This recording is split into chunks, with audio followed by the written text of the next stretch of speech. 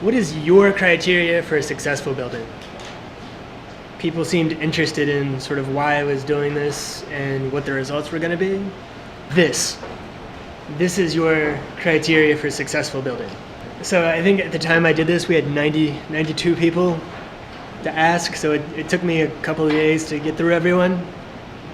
Anytime you're going from a qualitative statement to a quantitative statement, there's going to be some amount of interpretation.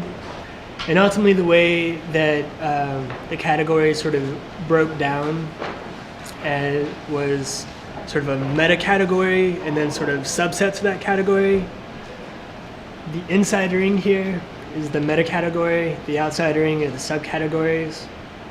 So for Baskervill, as a whole, I'm really excited to be able to say that our number one priority is the user of our end product. The number one priority for the administration staff was the user and the user experience. Advanced tech, their number one priority was the client and the functionality of what we give the client. Community is concerned with the user and the user experience.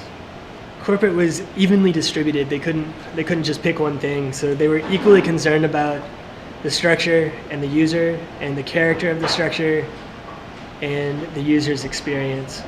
Engineering, their number one priority is the user. Financial, really concerned about the structure and ultimately its character. Healthcare, it's the client, the character of the structure. Hospitality, is concerned about the user and their experience. Interiors is concerned about the structure and the character. And then unaffiliated, you know who you are. There's actually only like 4 people.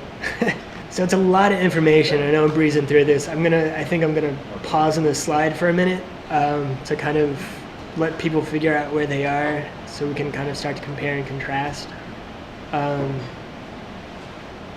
think what I'm interested in today is sort of the initial exposure to this information, and then I'm kind of interested in figuring out what you guys think we could do with this, figuring out how you fit into this.